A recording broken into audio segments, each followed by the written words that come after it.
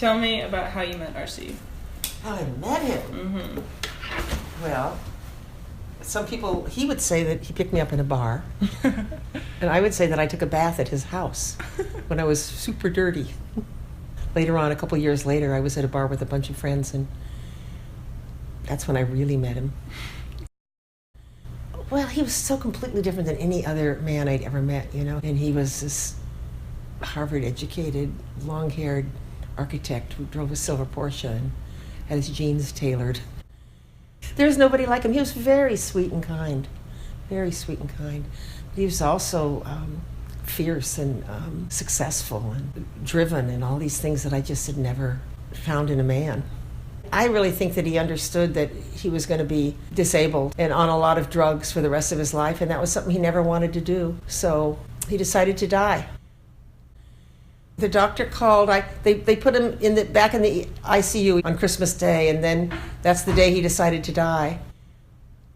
And they put him back in the ICU, so I couldn't stay with him. So I went to your house, and they called in the morning and said, "You better come and bring your family." So we all gathered around him. We held hands and held him, but they turned off the machine, and we watched his pulse. He just peacefully left, and his hair turned to silver.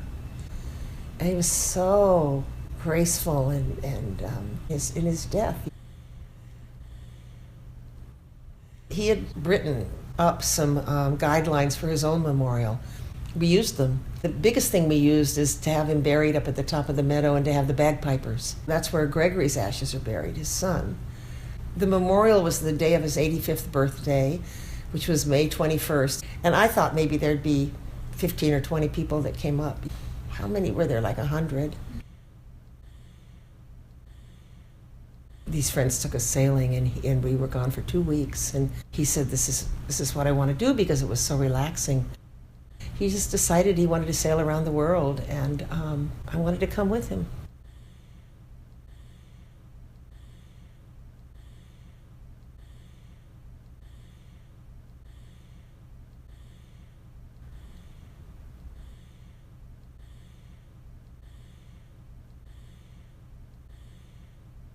You know, he was a poet and a philosopher, and he kept death on his shoulder, as we say. He wasn't afraid of it. We went outside to greet the morning every single day. Then he'd stay outside and write for a couple hours every single day. He wrote many, many, many, many poems. He wrote a lot of poems about death and a lot of poems about love and me. But one time there's a poem that's about how whenever I think about him, he's present. Mm-hmm.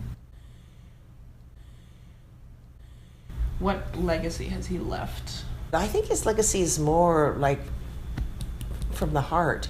Mm-hmm. He sure did love his family. Mm-hmm. His family, our blended family, and his family also of dear friends.